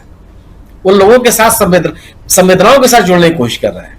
क्या ये लोग देख नहीं रहे हैं कि जिन लोगों का आपने पैर धोया उनका क्या हुआ, और जिस दुकान पर के राहुल गांधी बैठ करके जूते की सिलाई की उसका क्या हुआ? दोनों चीजें लोगों के सामने है। बिल्कुल। जिनका अपने पैर धोया उनका भविष्य क्या हुआ? और जिस रामेश्वर के साथ राहुल गांधी मिले उसकी स्थिति क्या बनी? जिन धान रोपती हुई महिलाओं से राहुल गांधी मिले उनके बारे में पता है, और जिन उस हुनर बाजार में आप जिन प्रायोजित लोगों से आपकी मुलाकात हुई उनकी स्थिति क्या है? ये चीजें छुपी थोड़ी रहती है, ये सबको पता है कि किससे मिल करके लोगों की प्रतिक्रिया कैसी है। कौन सा राहुल गांधी के साथ मिलने का क्या मतलब है? आप सरकार हैं कि आधे देश में आपकी सरकार चल रही है क्या? आप विपक्ष के नेता ही तो हैं। बावजूद इसके अगर इस देश की जनता, पीड़ित पक्ष, तमाम आपदाओं से प्रभावित लोग अगर राहुल गांधी से मिलना चाहते हैं, मिलने में एक संतोष उनको है, मिलने में एक विश्वास उनको है, तो बहुत बड़ी चुनौती है सरकार के लिए। सरकार को सोचना पड़ेगा। और अगर आप राहुल गांधी से राजनीतिक रूप से निपटने में सक्षम नहीं है और गिरफ्तारी जैसा अगर आप तौर तरीके अपनाते हैं, तो ये माननीय मैं फिर अपनी बात दोहराना चाहता हूं कि ये भारतीय जनता पार्टी बहुत बहुत बड़ा आत्मघाती कदम उठाएगी और उसका कोई भी समाधान उसके पास नहीं होगा। जी बिल्कुल बिल्कुल बिल्कुल। समीर जी, क्या आपको भी लगता है कि एक चुनौती पेश कर दी है राहुल गांधी ने? निश्चित तौर पर चुनौती पेश की है और चुनौती लगातार पेश कर रहे हैं, चाहे ये मुद्दा हो, ये तो एक बहुत ही गंभीर मुद्दा है और चूंकि नया मुद्दा नहीं है, लगातार इस तरह से पिछले 10 साल से आरोप लगी रहे हैं और आरोप क्या वो साफ दिखाई पड़ रहे हैं। ये तक दिखाई पड़ रहा है कि केवल ये जांच एजेंसियां सरकार के दबाव में विपक्षी नेताओं के खिलाफ कार्रवाई ही नहीं करती हैं, उनके खिलाफ केस दर्ज नहीं करती हैं, मुकदमा ही नहीं चलाती हैं, बल्कि बीजेपी के तमाम नेता जिनको इस केस में जिनके खिलाफ मुकदमे दर्ज किए जाते हैं उन पर यह भी दबाव डालती हैं कि तुम दूसरों का भी नाम लो, बड़े नेताओं का। महाराष्ट्र के कई नेताओं ने इस तरह की बातें बिल्कुल सामने आकर के ये चीजें कही हैं। पर यह है कि इन सारी चीजों का जो एक सरकार के सामने दबाव है, तो ये सब चीजें उसके लिए चुनौती बनकर के आ रही हैं।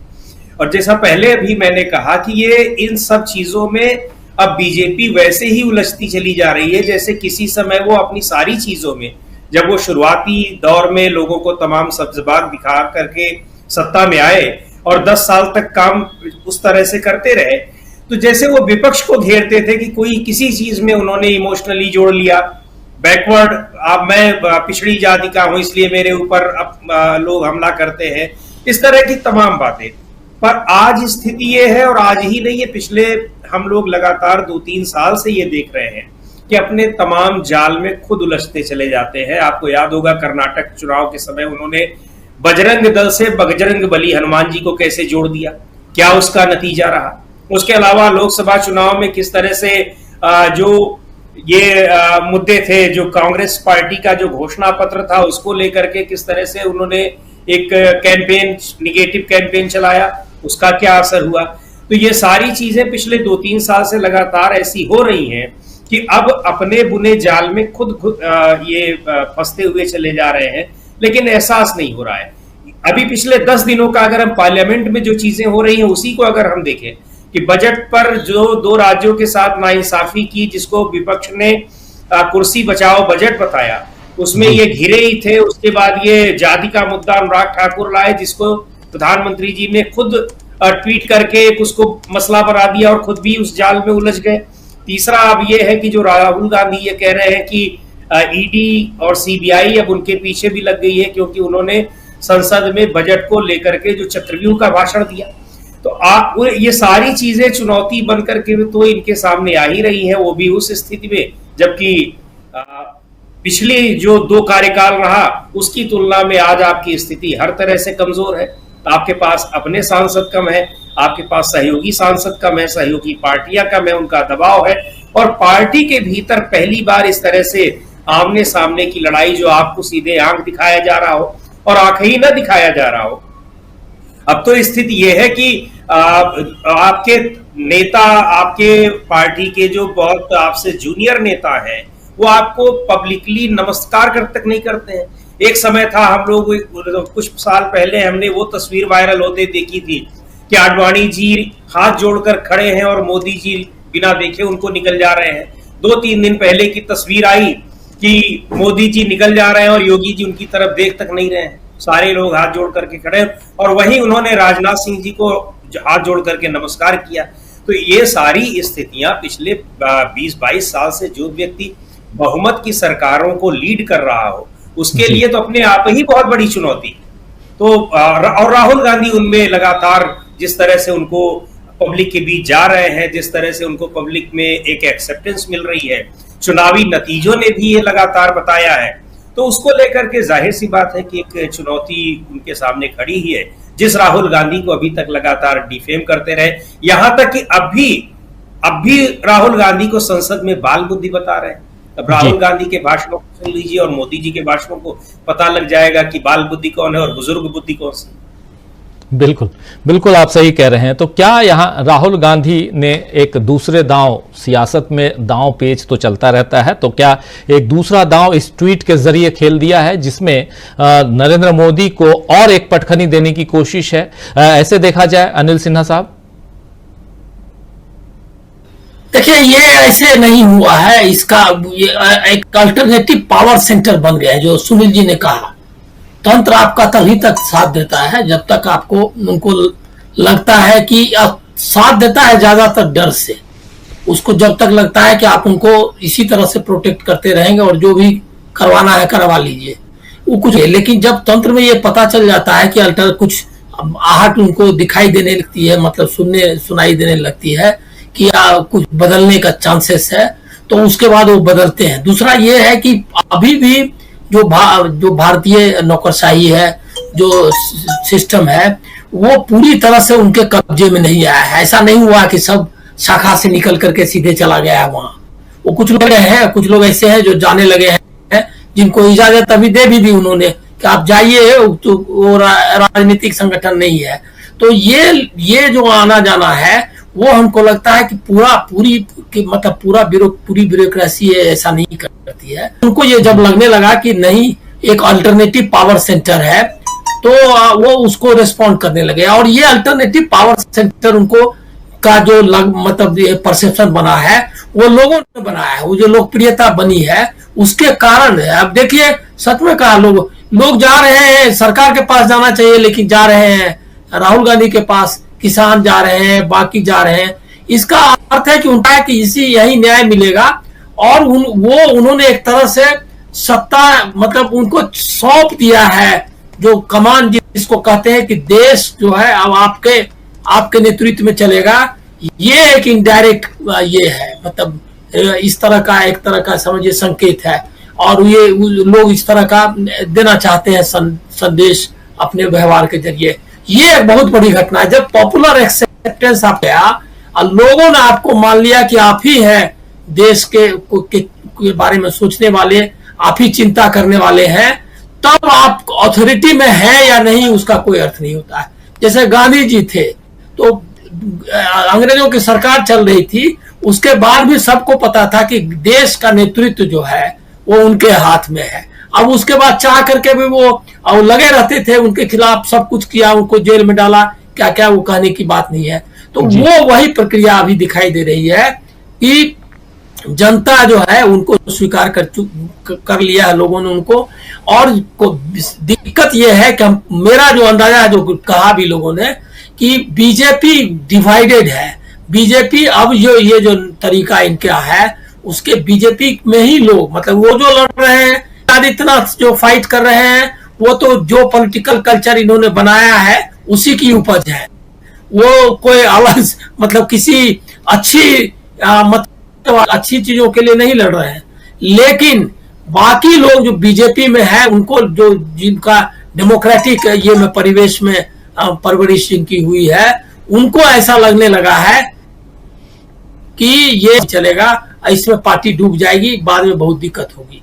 तो वो एक तबका भी है। तो ये जो फाइट, इनका जो इंटरनल फाइट है, जो अमित शाह से झगड़े चल रहे हैं योगी के, या महाराष्ट्र में फाइट चल रहा है आसपास में, उससे इतर कुछ ऐसे जो सेंसिबल लोग हैं बीजेपी में, वो भी इनसे खफा है। तो आप समझ लीजिए कि हर तरह से आपका जो डिस्क्रेडिट होने की जो आपकी ये है रफ्तार है, बहुत तेज है। और उस रफ्तार के बारे में उनको कोई सचेत नहीं कर रहा है।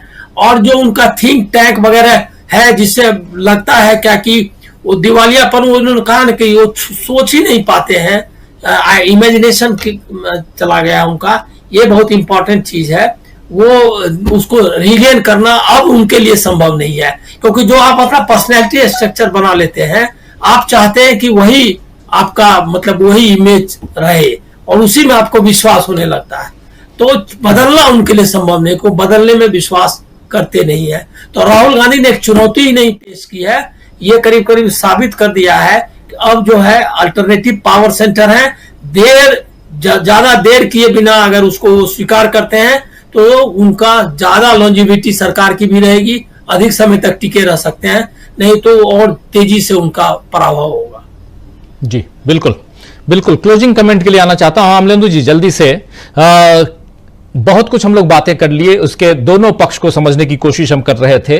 अब आप जरा बताइए कि जब हालांकि कल सैटरडे है, परसों संडे, मंडे से फिर से लोकसभा की कार्यवाही शुरू होगी, राहुल गांधी भी लौट आएंगे तब तक। लेकिन इस बीच जो सियासत है उसमें राहुल गांधी के इस ट्वीट से, वायनाड जाने से, उससे पहले राहुल गांधी के भाषण से, और जिसपे उन्होंने सीधा सीधा वार किया था निर्मला सीतारमण पे, और उनसे पहले इससे पहले जो पहला सत्र था उसमें हिंदुत्व पर उनका बयान, ये सब कुछ अगर सबको मिलाने की कोशिश कीजिए तो राहुल एक्टिव नजर आते हैं और यहां विपक्ष भी एक्टिव मोड में नजर आता है। क्या ये और साथ साथ अगर दोनों बैसाखियों की बात करें नरेंद्र मोदी की, तो वो दोनों बैसाखियां जो हैं वो उसमें से एक तो बहुत परेशान नजर आ रही है और वो है नीतीश कुमार। तो क्या ये सब कुछ जो बातें यहां अनिल सिन्हा जी कह रहे थे, जो बात यहां समीरात्मक जी कह रहे थे, जो बात प्रशांत टंडन जी कह के गए हैं और सुनील शुक्ला जी कह रहे हैं, इन बातों सबको मिलाइए तो एक अपर एज दिखाई देता है विपक्ष का। निश्चित तौर पर राजीव जी, सिर्फ अपर एज केवल इस मामले में नहीं है कि वो सदन में हावी है या राजनीति में हावी हो गए हैं सरकार के ऊपर, इतना ही मामला नहीं है। जनता की नजर में भी अपर हैंड राहुल गांधी का और इंडिया गठबंधन का है, ये समझ में आ रहा है। क्योंकि वायनाड की खबर है राजीव जी, हम लोगों दिन में उसकी चर्चा भी की थी उस खबर की कि राहुल गांधी कल जब पहुंचे एक कैंप में तो वहां एक आदमी जोर से चिल्लाया कि राहुल हमें बचाओ। ये चिल्लाना उस व्यक्ति का ये साबित करता है कि हमें बचाओ, और उस समय कई टीवी चैनल से कैमरे जो थे वो लाइव थे, वो व्यक्ति लाइव हुआ, मतलब उस चैनल्स ने उसको रिले किया, वहां के जो क्षेत्रीय चैनल थे उन्होंने उसको किया। जबकि मुख्यमंत्री जो है केरल के पी विजयन साहब, वो भी कल वहां मौजूद थे वायनाड में। पी विजयन से किसी ने नहीं कहा कि हमें बचाओ, प्रधानमंत्री नरेंद्र मोदी हैं, उनसे भी किसी ने नहीं कहा कि हमें बचाओ। बचाओ हमें किससे कहा जा रहा है? एक विपक्ष का नेता जो वहां जा रहा है, जनता के बीच जाकर के वहां की स्थितियां देख रहा है, उससे आदमी चिल्ला के कहता है कि हमें बचाओ और हमारे मेरे जो है आसी लोग जो हैं वो इसमें मृत हुए हैं और हम अब वहां वापस जाना नहीं चाहते। इस बात को फिर राहुल गांधी ने अपने जो जारी किया IPT उसमें कहा भी है कि भाई लोग वहां जाना नहीं चाहते, इतना खराब स्थिति। तो राजीव जी, ये जो एक आस बन रही है वो राहुल गांधी से आस बन रही है। इसी तरीके से किसान जब आते हैं दिल्ली, उनके अपनी बात रखने के लिए राहुल गांधी से मिलते हैं। समाज के तमाम लोग जो अपनी शिकायतें लेकर के आना चाहते हैं वो राहुल गांधी से आकर के अपनी बातें रखते हैं। और देखिए राजनीति की, राहुल गांधी ने जो आज जो ट्वीट किया, वो तो आज ट्वीट किया है, लेकिन चक्रव्यूह वाले भाषण के बाद और उससे पहले भी जब राहुल गांधी ने ये कहा कि नरेंद्र मोदी जब मैं बोलूंगा तब सदन में नहीं आ सकते, और नरेंद्र मोदी ने इसको साबित किया राजीव जी कि राहुल गांधी अगर सदन में है तो नरेंद्र मोदी सदन में नहीं आ रहे हैं राहुल गांधी के बोलने के समय। तो यानी आप समझ सकते हैं कि राहुल गांधी जो पॉलिटिक्स कर रहे हैं और विपक्ष जो पॉलिटिक्स कर रहा है उसमें भारतीय जनता पार्टी बेखुद नजर आ रही है। अब राहुल गांधी ने अगर चक्रव्यूह की कोई बात कही थी, तो अगर चक्रव्यूह पे इतना ज्यादा परेशान भारतीय जनता पार्टी हो जाए कि राहुल गांधी लोकसभा के सदस्य हैं, नेता विपक्ष लोकसभा में है, और उनका एक मंत्री जाकर के राज्यसभा में अगर राहुल गांधी के ऊपर भाषण दे रहा है राजीव जी, तो आप समझ सकते हैं कि सरकार के अंदर बेचैनी कितनी ज्यादा बढ़ गई। तो ये बेचैन सरकार को किया हुआ है राहुल गांधी ने, इंडिया गठबंधन ने, इसलिए अपर हैंड जो है वो इस समय विपक्ष का है और राहुल गांधी का है, और पूरा विपक्ष राहुल गांधी के साथ कतारबद्ध होकर के एकदम एकजुट खड़ा हुआ है। ये सरकार की बेचैनी का सबसे बड़ा सबब है। बिल्कुल, सरकार की बेचैनी और उधर राहुल गांधी का ट्वीट, वो भी बेचैन, उससे भी सरकार बेचैन है। तो बहुत सारी बातें हो रही हैं, लगातार हम लोग चर्चा कर ही रहे हैं। अलग अलग मुद्दों पे, और उन मुद्दों को अगर देखें तो सरकार दबाव में है, नरेंद्र मोदी दबाव में है, और वो साफ दिखाई देता है। चलिए इस कार्यक्रम को आज यहीं समाप्त करते हैं। बहुत शुक्रिया। आशा है ये कार्यक्रम आपको पसंद आया होगा।